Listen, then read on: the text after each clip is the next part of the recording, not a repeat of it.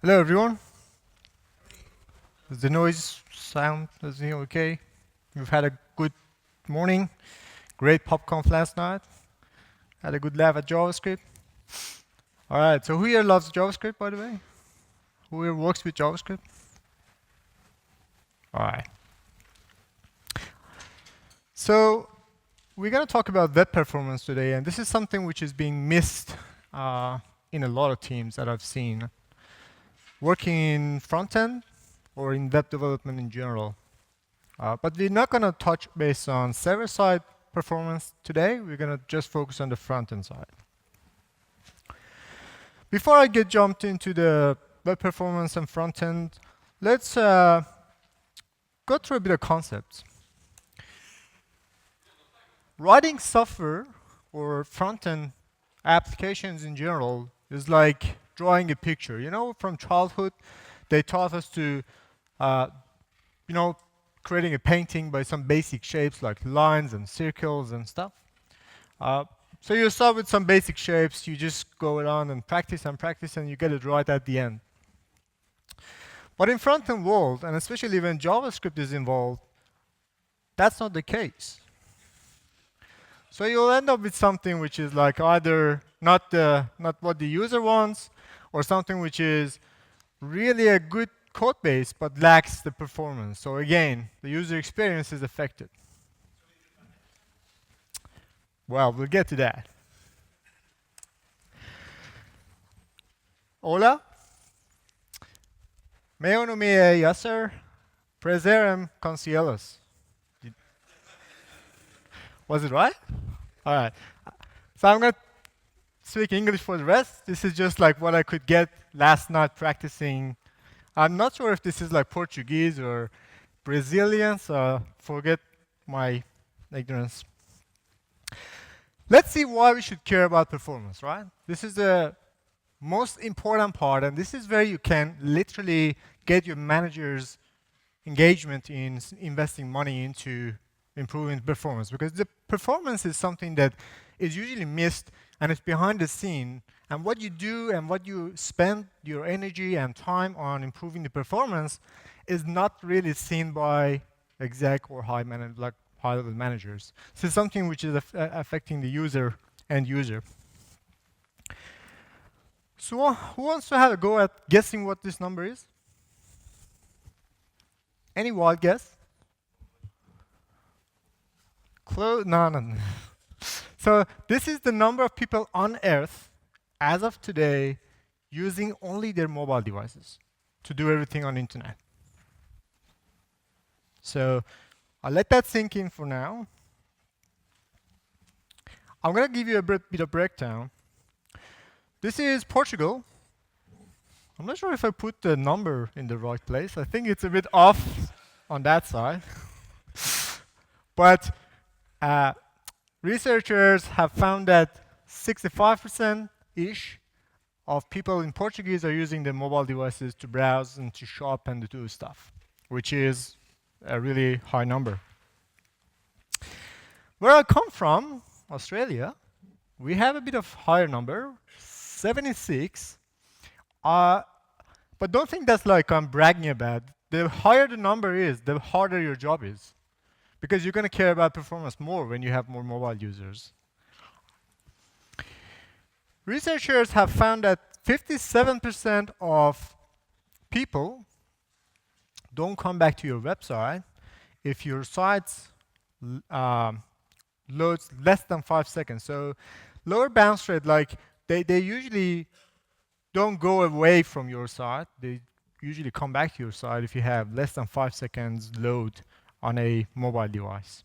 Now, I'm not going to go through different networks, so we get to that later, but this is average 3G and 4G. And 79% of shoppers who have trouble browsing a website on their mobile device leave, so they don't come back. This probably resonates with a bunch of far-fetched people here, if there is any. But remember that these are like really high numbers. Just to give you a bit of demonstration of like how these numbers map to actual money. Every 1 second delay costs in 7% reduction in conversions. That every 1 second per day costs Amazon about $3 million per day. So quite a lot of money. So literally we should invest more in performance. But the shopping side is not really that one factor or like one silver bullet. There are many different factors, and the most important one is you have to watch out for Google now, because in 2016 they announced that they're going to use mobile first indexing to measure the ranking of a website on a search engine. That was like, okay, so we get there in 2018 July, they actually did it. And now if your website performs poorly on a mobile device, your ranking is going to be lower. So you're going to pay money to keep your ranking high, which doesn't work quite that well, and we'll get to that later. Okay, we get it. So where should we actually begin performing, doing some performance improvements? As of any other work, you should have some metrics, because metrics help you to measure how you're progressing toward a performance improvement. And we'll go through a couple of the most important ones. There are many different metrics. I'll give you some links so you can find more about all of those metrics. I'll go through a couple of very important ones. The first one is first meaningful paint. So first meaningful paint on a page is when something appears on a page.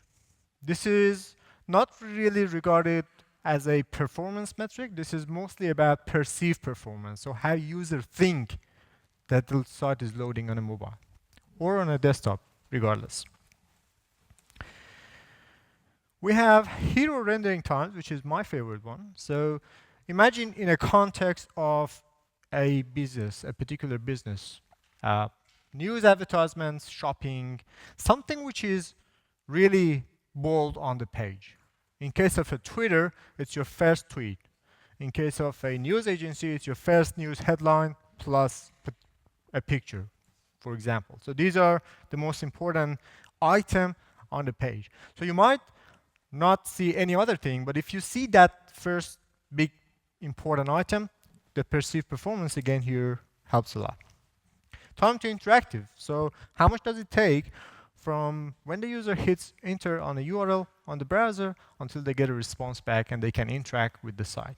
Click on a link, go to a different page, stuff like that. We have input responsiveness. Imagine you have a text box or you have a button or you have any kind of different input. How much does it take until they tap or they click or they type until they get a response back? So we get to this later. And then perceptual speed index, which is between your first meaningful paint until your time to interactive. So this period is called speed index. Probably not really helpful in terms of what they are, but let's see in a picture what it is mapped to. So this is a progress of a website loading from left to right. You can see the first one is first paint. So that's the orange button-ish. I'm not sure what it is, but it looks like a button. User can't understand anything by that point. Then you have first contentful paint, which is the first content appearing, which is that, for example, logo up there. And then goes on, first meaningful paint, where something meaningful that appears on the page so user can understand what this website is about. And then time to interactive, so when the website is fully loaded and they can interact with the website. This makes sense. Now, we understood, we picked some metrics. We now have to do what? To gather some information on how we're performing now. So the first one is start with data. Where do you get the data? From your current production system. If you have log files, if you have monitoring systems on place. And data sources are like two categories. You have the real life data, which is while the users are using your website or web app. And you have passive data, which is your lab data, which is where you're testing your own stuff. I'm not sure, like you might be doing load testing or you might be doing a bunch of different testing. This is like called lab data. So the way we go about these two data sources is like we should have a process in place for every single improvement that we make to make our website better. So this is how it begins. We start with field data, which is where the actual thing is happening. So we get information from, I don't know, New Relic. We get information from other kind of monitoring systems. Then we come back. We define an area where we want to focus next. We do some improvements. We apply that. We go to lab.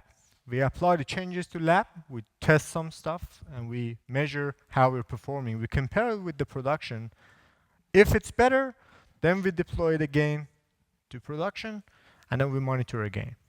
If it doesn't align with what we think should happen, we can roll back, or if you're happy with the changes, we leave it there. We move on to the next step. This is really important. Sometimes I've seen people doing a lot of stuff at the same time. If something goes wrong, they can't understand what happened. So they have to roll back a lot of stuff, which wastes a lot of time and energy. Another thing is you have to know your tools. If you don't know your tools, you don't know where to get the information from. So all of those data sources, they need tools to get information. And we have two different categories of tools. We have passive monitor tools. Examples are like Lighthouse, web page test, and the new one which introduced last year by Google, web.dev. Lighthouse is currently, previously it was like a standalone application where you could interact with. Now it's built into Chrome. So you have access to Lighthouse in your Audit tab in Chrome DevTools. Web page test is a separate application. It sort of tests your app differently. So it picks up 3 different locations throughout the world and renders the whole web app on those 3 and then gives you a collated information about how your website operated throughout different parts of the world. So if you're targeting international markets, that's a really good source of information. And then web.dev, which is sort of a standalone app, but at the same time it's using the Lighthouse APIs.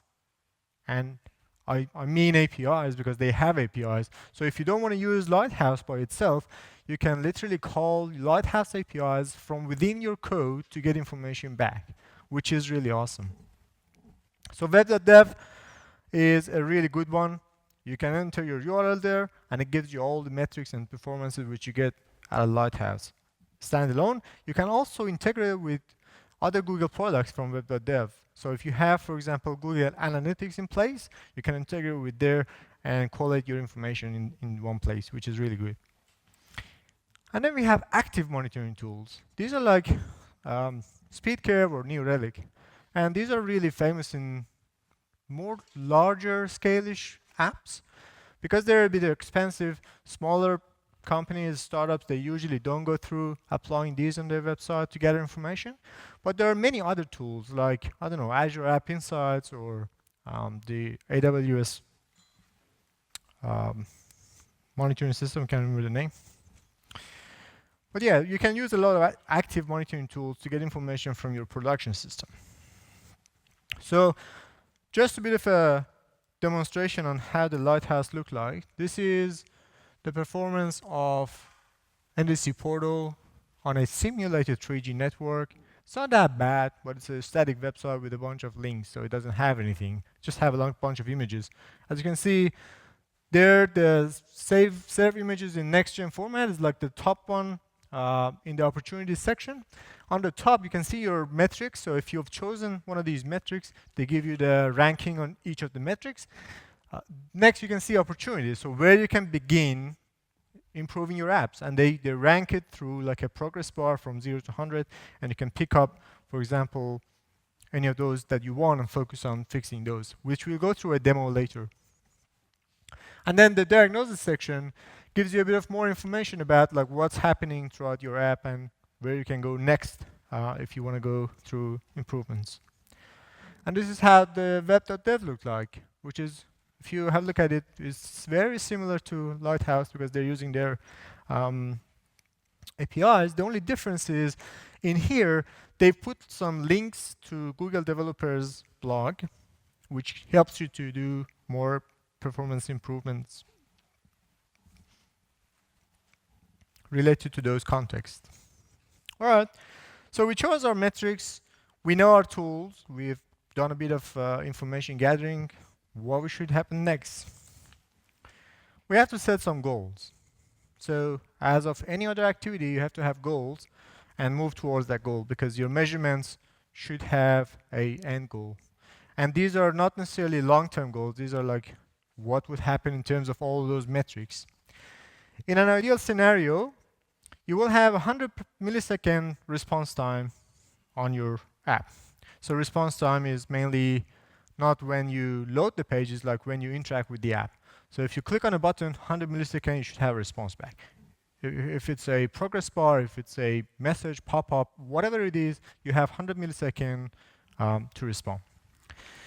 You all know we have 60 frames per second for animation, but if you divide it, you only have 16.6 milliseconds for your code. The other is occupied by browser and other stuff. So you have only 60.6 milliseconds for animation in your code. So if you're using a lot of animations, just make sure that you're not really going beyond that point. Otherwise, your whole performance will be affected just by animation. And we've seen some instances where somebody likes CSS animations and they put something on the page and the page starts draining your laptop battery for no reason, which is why, because it takes more CPU to process. Speed index, the time between first meaningful paint and the time to interactive, that should be about 1 second, 250 milliseconds. So about 1,250 seconds. And time to interactive should be less than 5 seconds on a 3G network. I'll show you how you can test on a 3G network if you don't have an actual network. But that's like simulated in the browser, so you can sort of have that evaluated. Now, all of these are in terms of the app. Before we get there, we have to check about our bundle size. So we usually bundle our websites in a way. We use Webpack, we use different bundlers, and we bundle our sites in a bunch of files, and then we send those files to the server. Now, ideally, you should have 170 kilobyte gzipped for your entire app.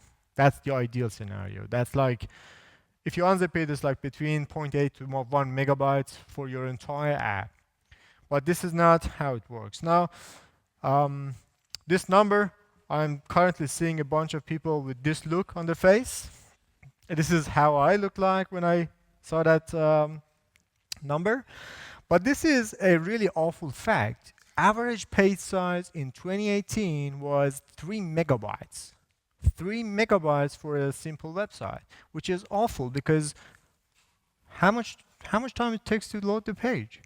These are like all of the libraries and bundles, and you're not factoring that when your end user loads their website, they also get a bunch of garbage. They get ads, they get script injected by their, I don't know, add-ons on the browser. There are many different factors which affect performance. It might not necessarily be you, but you can reduce it by reducing your bundle size. And then you go through different emotional phases like this when you want to start, but it's okay. You get over it, you continue. Now, we set our goals.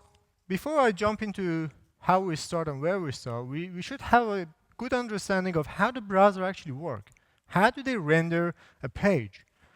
What do they do? Which steps do they want to go through to render your whole page?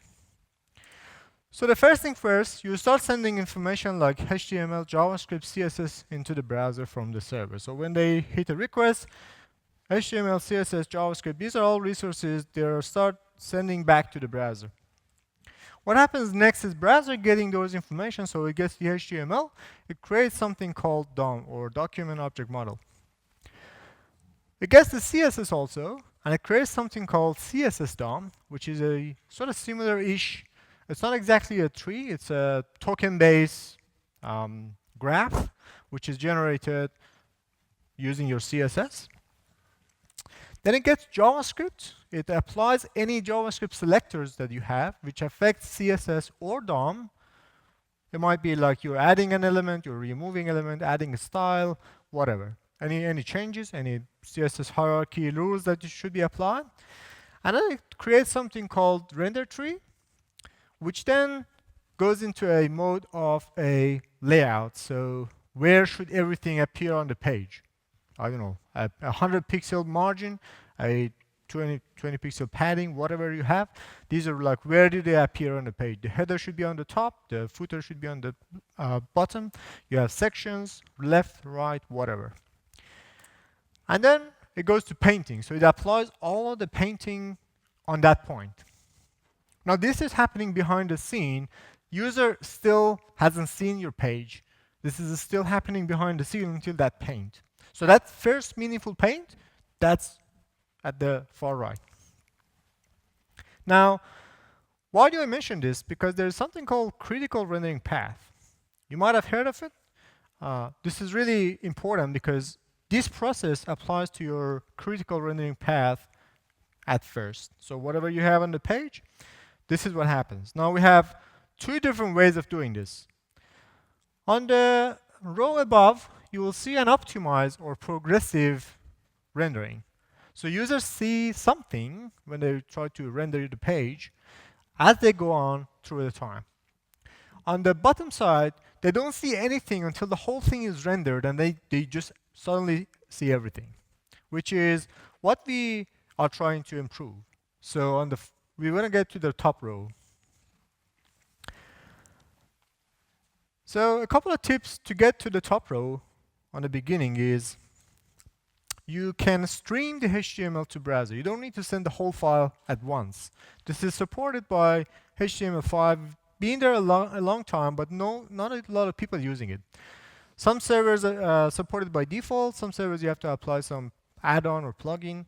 But this is really important. You can stream HTML. If your HTML is long or HTML is very large, you can stream chunks of HTML, and browser receives those and renders them as it goes on, which is really important. And get your CSS really fast. Now, when we talk about critical rendering path, you don't need to load a lot of CSS to render the whole page. You can literally target your hero rendering item or whatever you want to appear on the page, because user doesn't see the whole thing, or user hasn't navigated through different routes. So they only see a limited section of your website. You can extract those CSS rules, put it in a different file, send it to browser fast. The browser starts rendering those, and then you can load them lazily, which I show you later, which it gets us to the top row. But most of our websites are not really just HTML and CSS. We are missing a couple of stuff. Our lovely friend JavaScript. So a lot of websites now are using JavaScript in one way or the other. They might use a framework like Angular, like React, like, I don't know, Vue.js. But yeah, like anyone is passionate about something, right? These are like guilty pleasures. You might have images. Any website definitely have some kind of image. You can't find a website without image, unless it's like 1970 or something. I don't know. There was some website without image by that time. There are fonts. Who doesn't like a web font? Who doesn't use Google Web Fonts or any other web fonts on the website now? It's trendy, right? We're going to use it. Not really. Web fonts are really a large chunks of information sent to our apps. And believe it or not, browser needs to wait for this until it comes, renders the page, and then it shows it to users. So if you are using web font, thinking again, try to find why you have chosen that, which typography are you targeting. Can you actually do it using a system font? Do you need sans? Like, do you need curves? What's actually the goal of your talk to your designer? See if there's anything that you can avoid web fonts. They're good, but unless you really need them, you shouldn't really use them. If you have to use them, I'll show you some techniques that you can use to mitigate that sort of impact on the overall performance. And a lot of different libraries, external parties, anything else which is not part of your code base but is loaded as part of your application page load. Now, in terms of JavaScript, we have three different types of JavaScript sent to the browser. We have external, which is like a file, a JS file. It gets sent. It requires a network request. It's a separate resource. Browser gets it. It incorporates it into that process I showed you earlier. You have internal JavaScript, which is a script tag inside your HTML. As you send the HTML to browser, the browser gets the JavaScript in a script tag. It runs it, whatever is inside it, and then it goes on. And then you have inline, and don't even think about it. I'm not going to mention what it is. So, why it's important? Why JavaScript is important? Because JavaScript can have two different effects on your website. So browser doesn't know what's inside your code. These are the two things that can happen using JavaScript. You might be manipulating DOM. You might be adding a child element to an element. You might be removing an element after the page load. So this is really important. So browser has to wait for all the JavaScript to run and then render the page because it doesn't understand what should happen afterwards. And then you have effects on CSS DOM. So when you change a rule using JavaScript, when you change a style, when you're having a selector and change something using JavaScript, that still affects the overall rendering of the page. Okay, so I think we are in a good understanding of what's happening and why do we need to send these resources in the browser really fast. So let's get optimizing. There is a really good pattern which was introduced by Google in 2016 called purple pattern. It's not about the color, it's about the acronym. So you have push, which is server push. So previously what would happen is that you send a request from client to server sends the response back. With push, you send one request to server sends multiple resources back to client. This is called server push.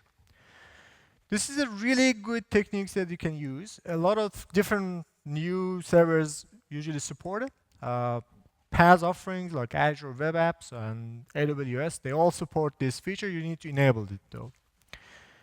Then you have render. And by render, we mean pre-render. So if you have a single page app, you can pre-render your main page or your main section of the website where it loads in the browser. You can pre-render it on the server, get all the API requests that you want to get, whatever that you're running in the first page, and then send it as a static HTML to browser. This is called pre-rendering. It's really important because it improves your SEO and a bunch of different stuff. You have pre-caching. So pre-caching is, imagine that you have like multiple routes. So you're in the home, you have an about route, or you have a shop route, whatever. Those routes might use different CSS files or different JavaScript files or many other resources. You can literally send information to server, and before you get to that page, so from home page, you can send a request behind the scene, get a response back, cache it on the browser, and when the user goes into the next page, the resource is already there. It just renders on the fly. So it's really fast. It improves the perceived performance a lot.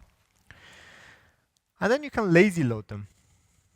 You might not need all the resources at once. You just probably want a HTML file, your main bundle, and a bunch of CSS. So that's for the initial load. So you don't need a lot of stuff. You can lazy load all of those resources later. I'm going to show you how.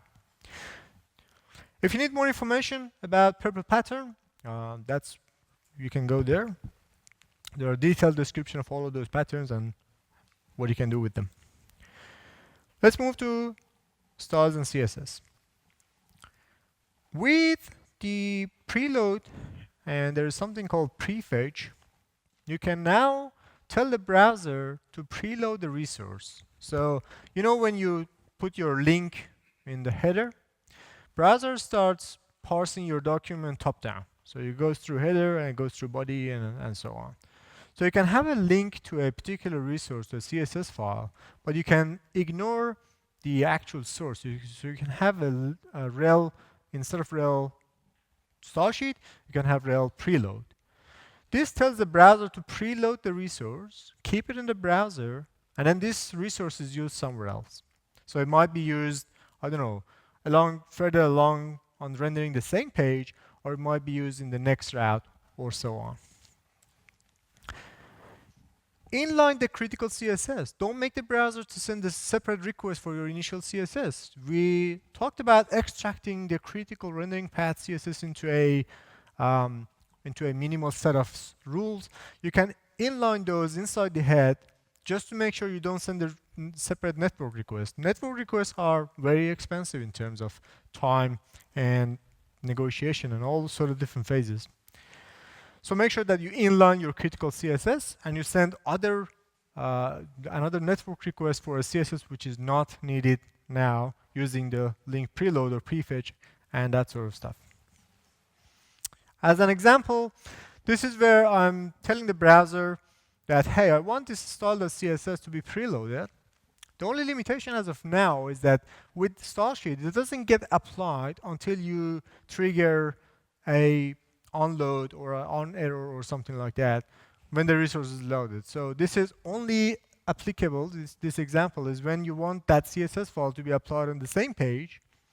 If you want it to be applied on the next page, you don't need that. You just need to have a link rel with the file name, and it comes from the cache. It doesn't send a separate network request because it's already in there. When this is useful, so let's say that you have a really long page. I don't know. User has to scroll a lot to get to the bottom of the page.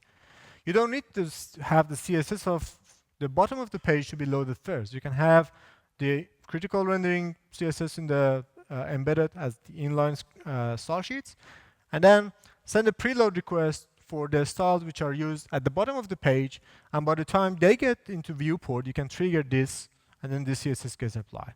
So browser smartly knows how to deal with preloading the CSS files. And use no script. A lot of people might disable JavaScript, or they might have something which prevents them from running any particular JavaScript. So have no script for them, just in case they can't trigger that onload or any other events in their file. So they get this style sheet using a regular network request and a response. If you're using Webpack, this plugin does the job for you. You don't need to do anything. You just configure the plugin, give it a regular expression of the resources you want to preload or a pattern, and then it will does it for you. So it will generate all the code necessary to configure preload for your resources. And this is how you can set it up for styles. So you can say, hey, I want this resource to be, I want the styles to be preload, and this is the pattern I'm going to use. Enough about CSS. Let's get to the most expensive item on the page, JavaScript. So with JavaScript, there are two simple techniques that I haven't seen many people use. Who here knows about defer keyword? A couple of people. Good. So what defer does is you're telling the browser to send a network request for this JavaScript, but don't do anything with it until the page is fully rendered, and then run this script. So it's really important in terms of, it's like an async request to load your resources and render the page asynchronously rather than just waiting for the whole thing to render. Similar to this, but a bit slightly different, is async. So with async, remember with defer, the browser rendered the whole page and then ran the JavaScript. With async, the browser sends the request, keeps continuing rendering the page. By the time the response is back, it stops the rendering at that point, applies the JavaScript, and then continues on. So it's slightly different than defer, but it's still very useful.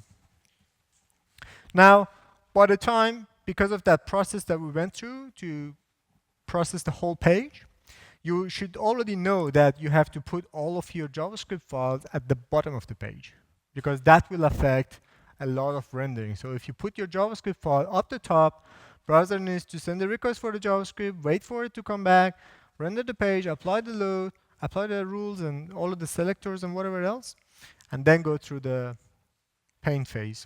So it's really important to put all of your style files at the end of the body. There are other techniques that you can use for JavaScript, like code splitting. So this is usually handled by major frameworks like Angular and React. So you know that you can lazy load a route, and that does a code splitting for you. So it splits a particular code for a, I don't know, different module regarding your shopping center or regarding your about or regarding any other route. And then these gets lazy loaded when you're rendering the page. You can use a common chunk plugin for that, which is like a Webpack plugin. It does the job for you. You can have dynamic import and require. This is a fairly newish feature. It's been about, but hasn't been advertised a lot. You can literally have if-else conditions now and import a particular resource dynamically. So it sends a request by the time you go through a particular condition, which prevents the resource to be loaded on the first phase. And analyze your bundles. How many times have you analyzed the actual bundle which got generated after everything is done? So you have your build, if it's npm, if it's yarn, whatever. How many times have you actually analyzed how much stuff is in your end bundle? This is really important. This is important because of a couple of reasons. So if you analyze your bundle, you know where you should focus. So if you're loading a separate library, if you're loading a file which is not actually needed for rendering the page, you can see it using, for example, this technique. And Webpack Bundle Analyzer, it's a really good tool, and it lets you do that. So it gives you a visual understanding of your end bundle plus whatever is inside that bundle. This is a really good tool. I've used it a lot. I highly recommend that. Enough for the JavaScript. Let's move to web fonts.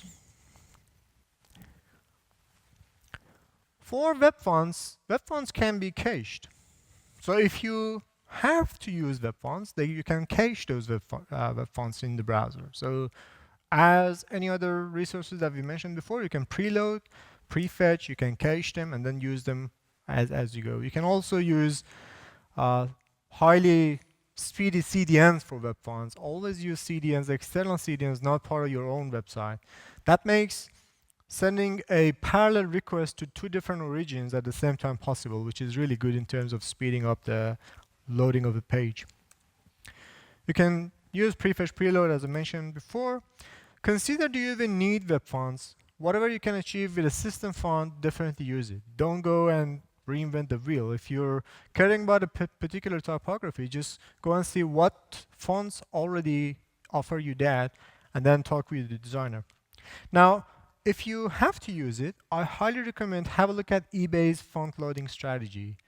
They spent about 2 years investigating whether they should use a web font or no, and when they decided that they use it, they're using a very particular technique. Time doesn't allow me to go more detail into that, but if you search eBay's font loading strategy, there's a really good article on that, which is really long, but you have to go through it anyway. Now time for images. So this is another important resource which is loaded as part of many of the websites. Be careful, they're occupying more than 50% of the page weight. This is a lot. So images can be anything from icons, from main images on the page, from, I don't know, avatars, whatever. Make sure that you use the right dimension. I'm going to show you some techniques for this, but always make sure that you're sending the image in the same dimension that you need. If you're having a 200 by 200 pixels to load an image, don't send a 1,000 something image just to be resized and be shown in there. That doesn't necessarily help your rendering time. Use next-gen formats. WebP, JPEG 2000, these are all new formats which are developed and they're highly optimized, like 10x faster than the conventional formats like JPEG and other formats. Make sure that you use them, but be aware that the support is not fully there in different browsers. So each browser supports a subset of these. Make sure that you know which browser is supporting what, and you have a backup plan for when it doesn't support that particular format. Compression. Make sure you have image compression as your build process. This is really important. You don't need to do everything when you're adding an image to your code base. You just need to have a good optimization process in your build system, and the images get optimized. This way you don't necessarily need to have rules when the developers are adding something or when the designers add resources to your code base. And lazy load them. Lazy loading images are a bit different. So you can literally have like a sync kind of way of loading an image. When the image is loaded, it's the request is there, the response is there, browser has to render it, and that's it. However, if you have, let's say you have a blog post and you have 10 different blog posts shown in the first page. Now, user can see 3 of them when they load the page, and they have to scroll down to get to the 7 rest. Now, you can use intersection observer API, which is really good in terms of understanding when a particular element appears on the viewport. So this is really helpful when you want to lazy load an image. And the way you do it is, I'm not going to show a bit of code here. I've got 2 extensive blog posts on this, which I'll reference later. But literally, you just change the source to data source, and then using the intersection API, you add an event handler, and it gives you a reference to an event which is getting fired when the item appears in the viewport.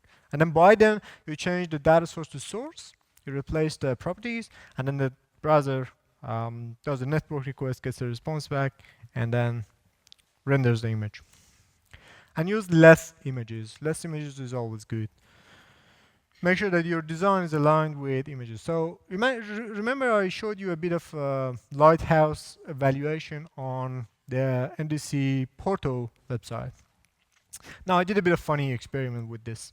So this is the initial performance of NDC website on a 3G simulated network. So you can see it's 65%, and I have not captured the rest of the opportunity section on there, but the main part for NDC was the images. There are a lot of images. They are coming from different sizes, different resolutions and stuff. So I was like, okay, so how can I improve NDC website? I didn't have access to source code, so I had to download the whole thing offline, which I did. And then I went through 2 different techniques. I made the images progressive. This is how a progressive image loads. It's like streaming image into the browser. So instead of getting everything, the image is coming along, and then it starts rendering on the page. So that's very important. If you have Adobe Photoshop, you can literally turn your images into progressive and makes the conversion for you. And the other thing is I use source set. Source set is really good when you want to tell the browser which image to load based on a different dimension. So if you have, for example, a smaller viewport, if you're on a mobile device, you can load a smaller image. If you have a larger device, you can load a larger image, and so on. This is really helpful. By just applying these 2 techniques to NDC website, this is what I got. 65, 91. Imagine the performance improvement on any other website if you just apply these simple techniques on there, which is really awesome. Just to recap, what we did here for the NDC website, we gathered some information from the production, which is the NDC website. I realized that the images are like really not optimized, so I needed to do something about the images. I created a lab environment. I downloaded the whole site offline. I applied my images, test the images, and then test the performance locally. Everything was fine, but I haven't committed back to production, so good stuff. All right. I think you seem a bit bored. Let's do a demo. All right.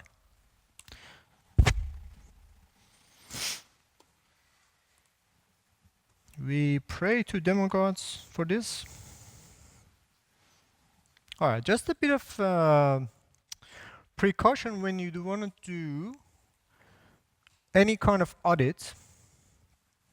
What you really need to do is do it in a incognito mode, because you might have a lot of add-ons. All of those add-ons affect the overall audit process that you do in at least Chrome. I haven't tested Firefox with add-ons, but that's probably the same. So make sure that you have a incognito mode with all the add-ons turned off, and then you can have a safe audit. So This is a small app written by the performance improvement team at Google. I haven't done anything. I had a different demo app, but that crashed for some reason, so I started to use this one. Okay, so this is how it looked like. Let me just remix this. So I'm going to send that link to you just in case you want to have a play with it. Glitch is a really good platform for having the full end-to-end thing in there. So you can have the whole application. This application is like a simple React app with Webpack configuration and everything. We just need to, you can always change this stuff and then use it. So let's have a look at the site. This is how it looks like currently. A really simple site. Tony the cat is really interested in some food. And you can have different foods in there. You can view the description of each food, come back to main page, and so on and so forth. So I'm here in Developer Tools on Chrome. I click on the Audit tab. I choose mobile because I'm going to test against mobile. You can choose any other devices or desktop if you want to. I'm going to turn off all the other performance metrics for today because it's going to take a bit of while. So I'm going to use only performance audit. And then I'm going to simulate a fast 3G for now. So let's run the audit. Hopefully the speed and demo gods are not here.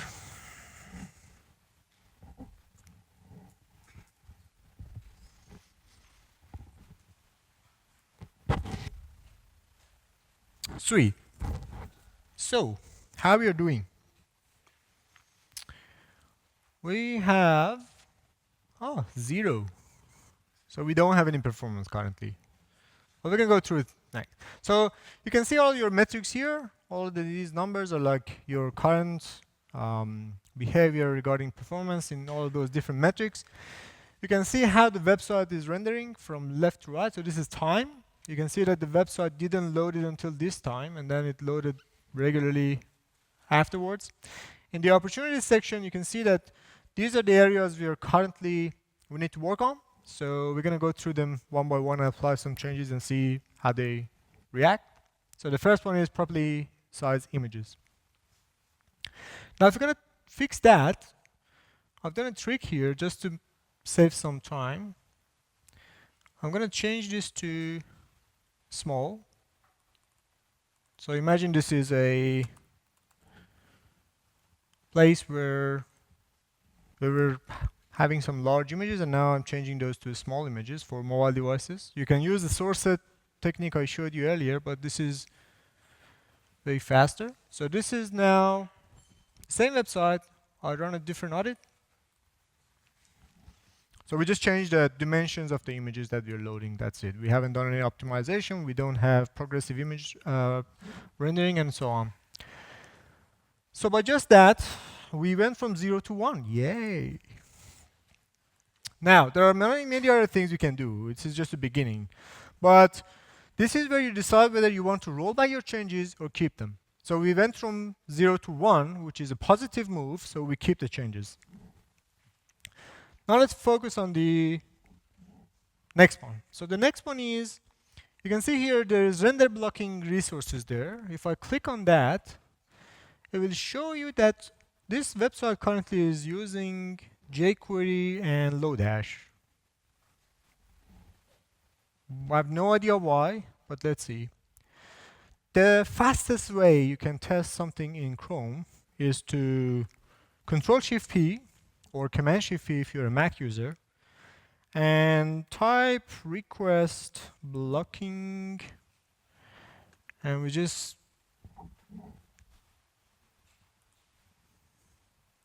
click on that. So this is the request blocking section where you can block a particular request from going up. I'm going to add a new pattern, lips. This is where the folder was when those two resources were.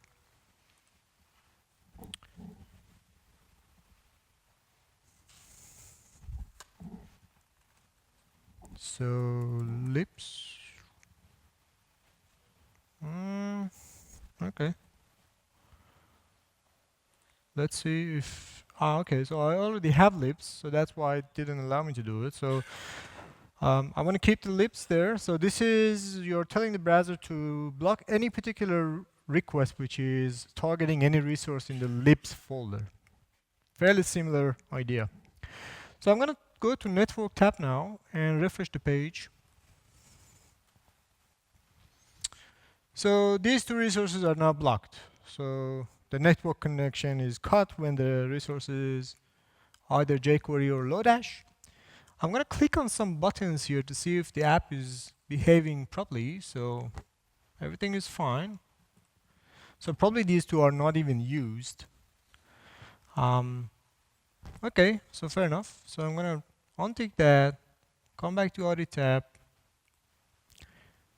go back here into my templates, which is here. I'm going to remove these two, which are probably not used. This happens a lot. You see, in every code base, there are some script which is left there in a way back legacy system, which was, I don't know, depending on a third-party library or a separate dependency. And then when the developers refactor something, they don't actually remove the unnecessary resources. This is really a common pattern, which is happening a lot. So we got rid of those. Let's do another audit.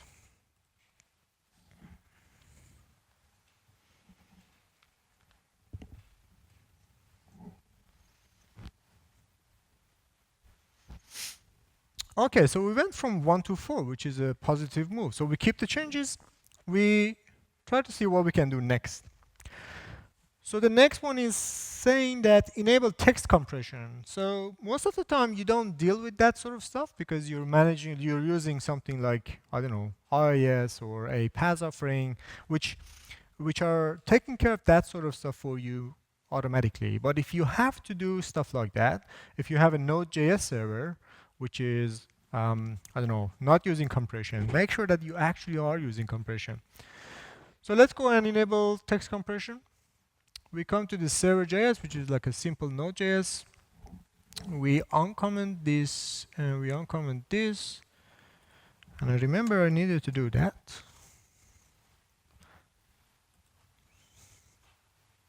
We wait for the site to refresh. All right. So the site is now fully loaded. Let's do another audit and see what we've done so far. So we are moving in the right direction. This is the same process as I showed you. We gather some information from production. We find the particular area where we want to target. We do some stuff and we monitor the changes. So we went from 4 to 19, which is pretty good. So we are actually getting somewhere. Next one, minify JavaScript. Okay, similar thing. You might not actually have something in place if you are not using a web bundler. Most of the time, they take care of this for you. This app is using Webpack, so I know that if I come here into Webpack config and change this development to production, it will take care of the minification of the JavaScript for me. The reason why we need that, let me show you something before we do that. All right, I'm going to show you something really cool.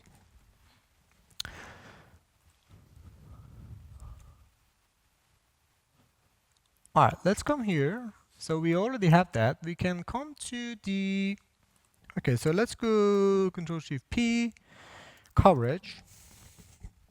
So I want to show coverage.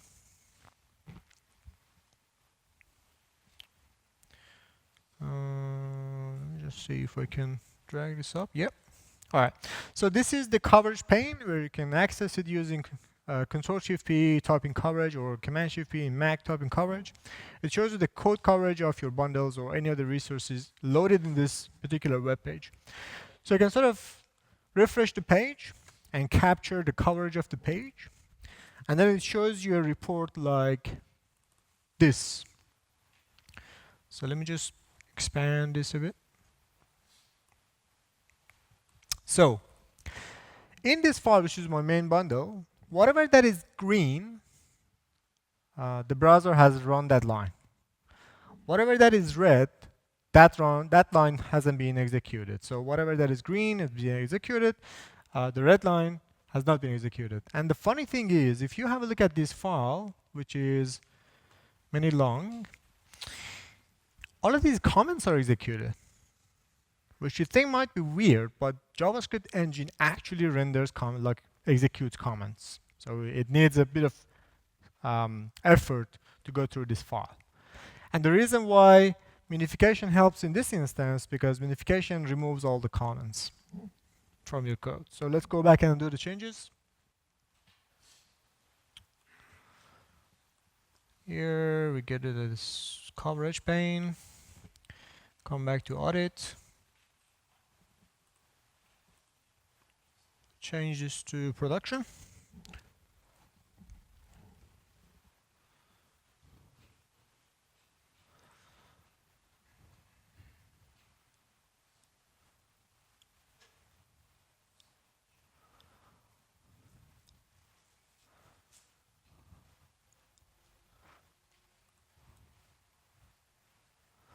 All right, the internet is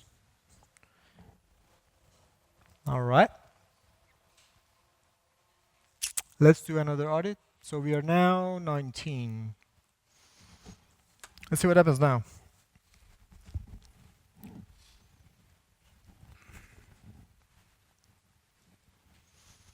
All right, 29. Not so bad. So how many steps did we take? 5-ish? 6? From 0 to 29. This is like way huge. Like this is a artificially created app. Imagine that you've applied these techniques in a real life app. Imagine how much improvements do you get. This 29% is exactly like the amount that you can, like in a commercial website, this is like way above like $100,000 per month or something. So imagine the impact on the business. Okay, so the next one here is minimizing main thread work. And if you have a look at this, you can see a lot of information here. This is not really particularly helpful in terms of understanding what's happening. So we're going to use a different tab for this. We're going to go to Performance tab, which gives you the performance overview of your whole app. We're going to do a rerun, this time monitoring the performance. And this is really what you get. So there are, so up the top, you can see this is like how your web page started rendering. So forget about this part because this app was loaded before that. So from here, the app refreshed. So you can see that yellow bar there. This is like main thread working hard. That means that your CPU utilization is like up the roof by that. And then it winds down and the website is loaded. Here, you have a bunch of different sections here: network, frames, timings, and main. So we want to focus on main. You can explore different sections and what you can get from those sections in the Google Developer blog. I'm going to focus on this one. So from left to right, this is like time. So we're traveling in time, rendering the page. From top to bottom, this is the order of execution of your code. So you can see the top, it's the main JavaScript bundle. Then all of these functions, like there was an anonymous function which was calling another anonymous function, which was again calling something called that, and then so on and so forth. So all of these are the order of execution of functions, if they are nested, if they're not, and so on. And if we come here down the end, you can hold down Control in Windows, and using your mouse, you can zoom in. And if you have a look at this, there is this function which is run along the whole way of rendering. So someone is mining Bitcoin for some reason. All right. So where do we actually do this? So this is our code. So the last parts are our code. This is a like function which is called within our app. So let's fix that. But you can see the sort of purpose of this performance tab. It's really important. It gives you even the function name which was causing the main thread to be so busy. So you can find out and go fix it. So let's fix that. Let's go back to audit tab. We are now sitting around 29. Let's go into our app. This is the main one. Let's find it. So create React app, component, construct. Okay, so here it is. Someone is mining Bitcoin. But this might be any other function which takes a while. So it's really helpful to find where the bottleneck is, where is the main thread so busy, and then go and fix it. So it took a while. Let's run another performance audit.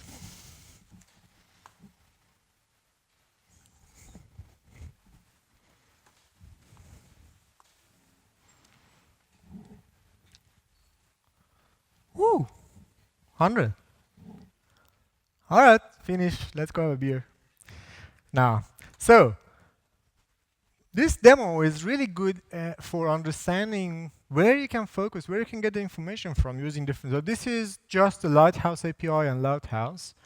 There are many different tools which gives you insight on where the bottleneck is, where your performance is lagging behind, and you can go and fix those points really easy.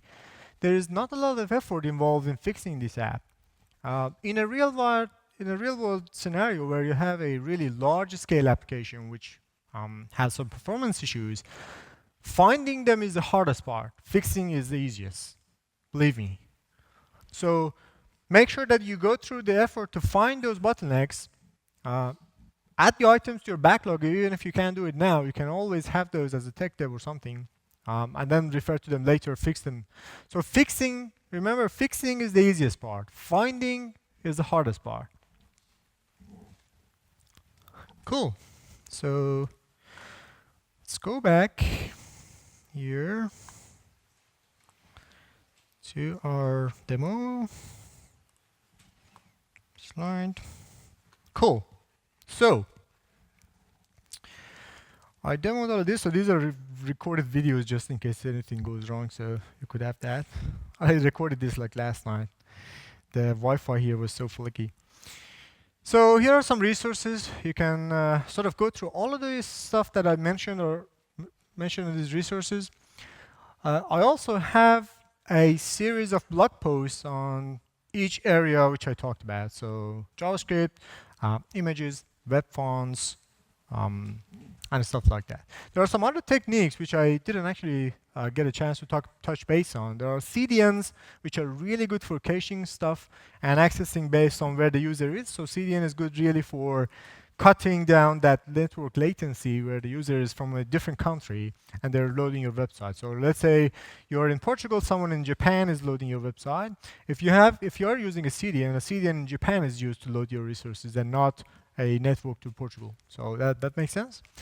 There are also some CDNs which have slightly different purpose. So there are CDNs for images, gets an image, caches that image, at runtime, gets the viewport information from browser, dynamically optimizes that image for that particular rendering target, sends it back.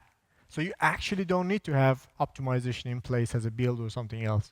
So you can have normal images, and then the CDN takes care of that. It's a bit expensive, but if you don't want to get involved in that sort of effort, that's a really good way to go. So you make sure that you use those CDNs. Slides on the bottom. I personally can get a lot from slides. The references are all in the slides, so check the references out. And if you have any questions, fire it now or come chat to me afterwards. Hope you've enjoyed the talk, and thank you for coming.